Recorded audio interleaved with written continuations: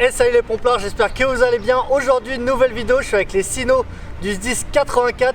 On va faire une petite manœuvre, allez c'est parti.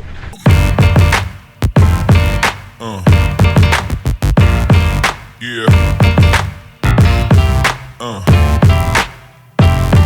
Yeah.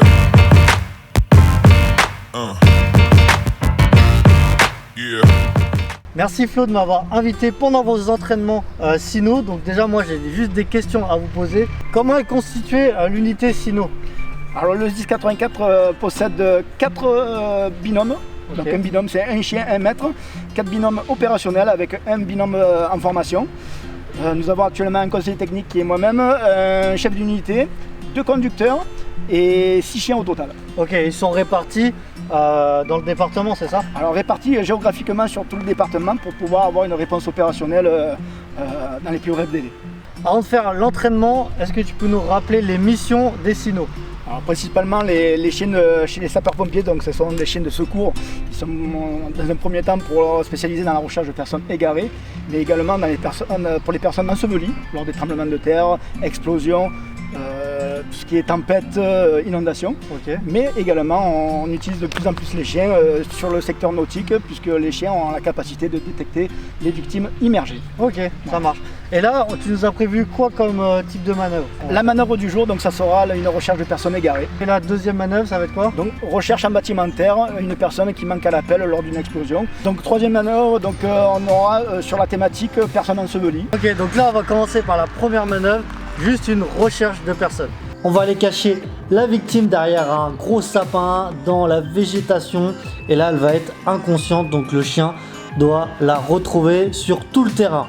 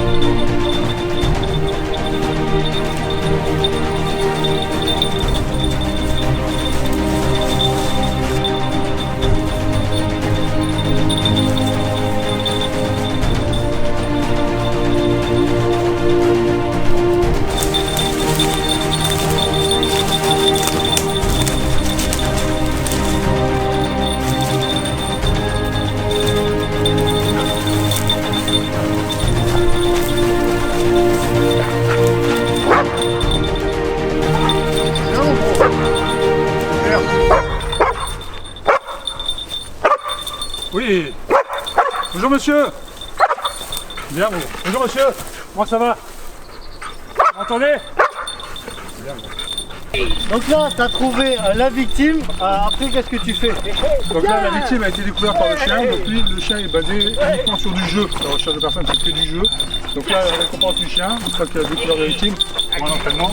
Là c'est la victime qui joue avec le chien, ça sera sa récompense. Ok.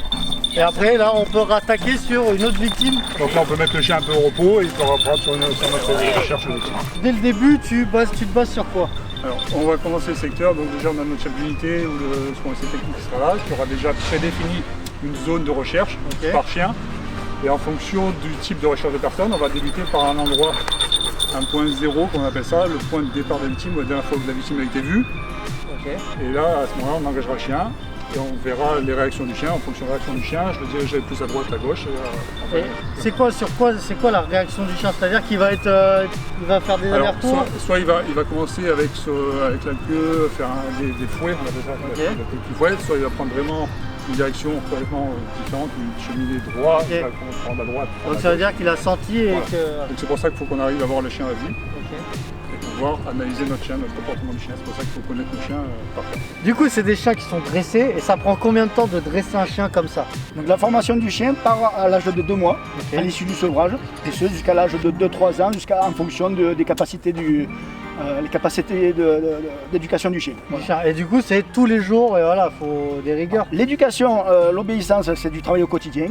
Et les entraînements, chez nous dans le département, c'est de l'hebdomadaire, voilà. Principalement le samedi matin. Les gars, c'est du taf, hein. C'est pas, on regarde les mecs partir avec le chien, ouais, j'aimerais bien faire ça. Non, les gars, c'est tous les jours.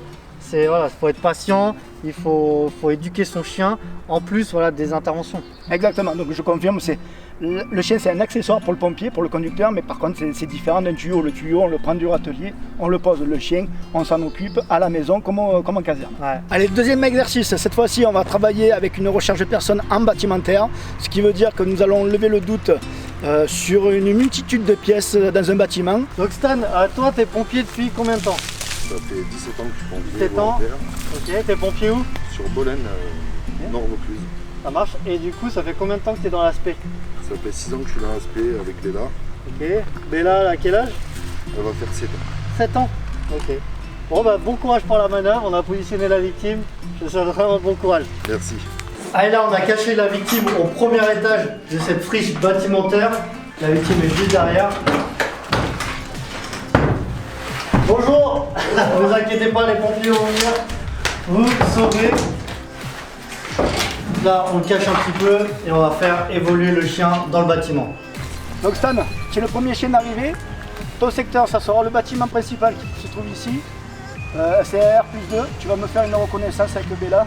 Tu m'engages le chien et voilà, il manque une personne à l'appel. D'accord, bien reçu.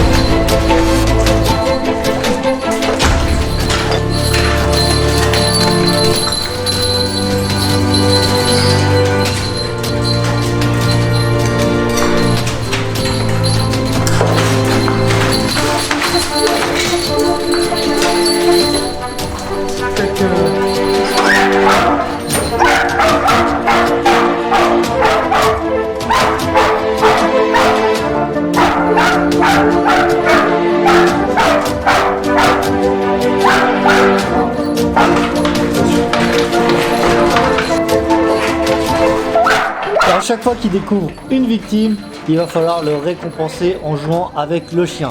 Donc ne vous inquiétez pas, il n'y a rien de violent, il s'amuse juste. Et du coup, le chien, il va se baser sur quoi pour les recherches?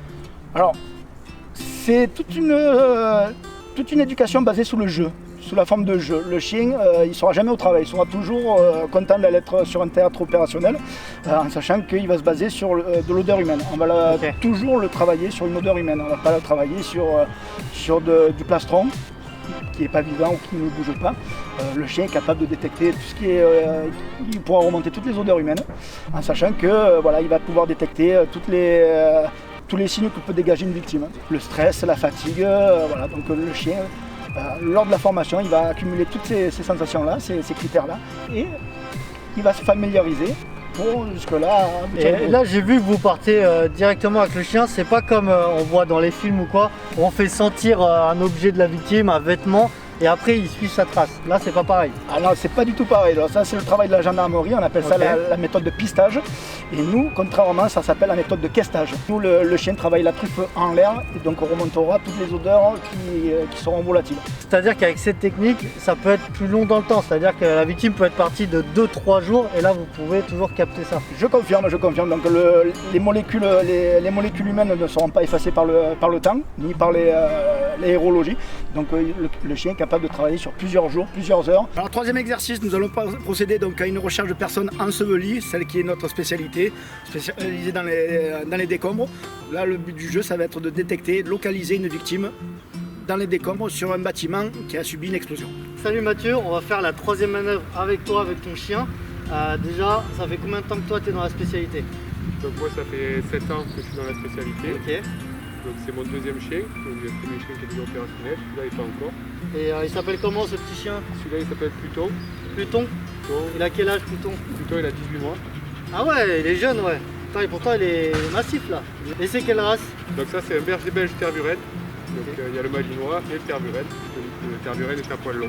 Bon bah c'est parti, est-ce qu'il est chaud pour faire la manœuvre là? Il est bouillant. Et là je vais aller me cacher dans les décombres. Normalement s'il me trouve il est vraiment fort. Je me mets où? Juste en face dans la pièce. Dans le petit KGB. Allez ça y est, je suis caché. Là il n'y a plus qu'à envoyer l'équipier avec le chien.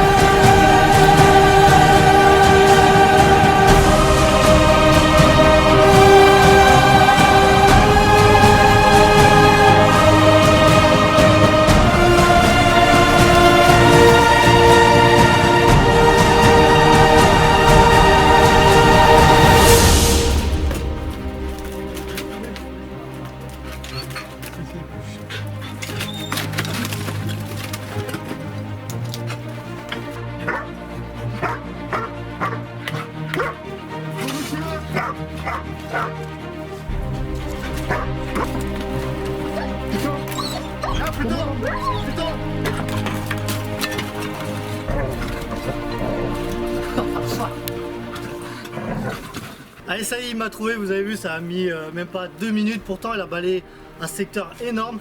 Donc voilà, c'est là où c'est vraiment indispensable quand on fait des recherches, surtout sur un grand secteur. Quelles sont les conditions d'intégration pour entrer chez les Sino?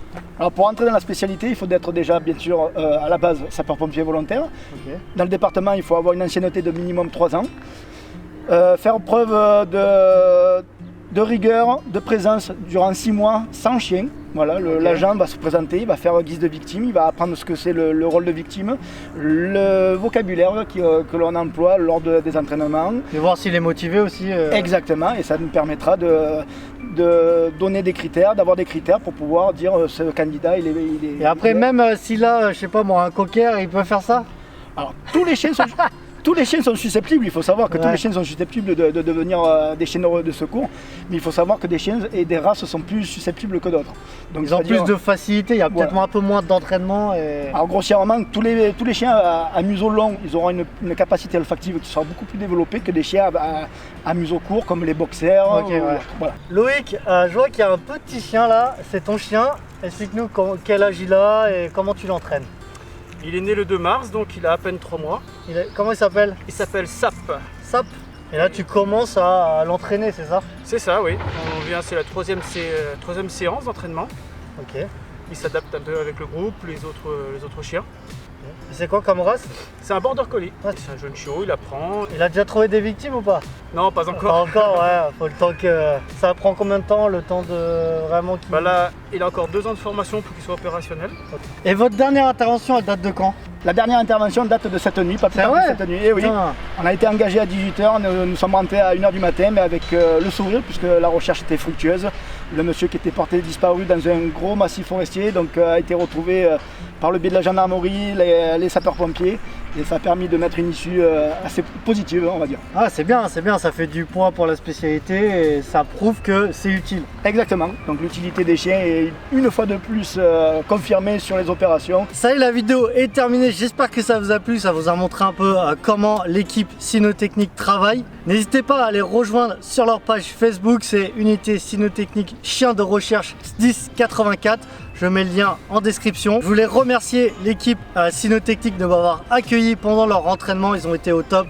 J'ai été accueilli comme un roi. Donc voilà, merci à eux. J'ai appris plein de choses. Je voulais aussi remercier le 1084 de m'avoir invité pendant cette semaine. N'hésitez pas à mettre un gros pouce bleu en bas de la vidéo, de vous abonner à ma chaîne YouTube pour voir les prochaines vidéos. Et on n'oublie pas, si t'es pas mort, on va plus fort.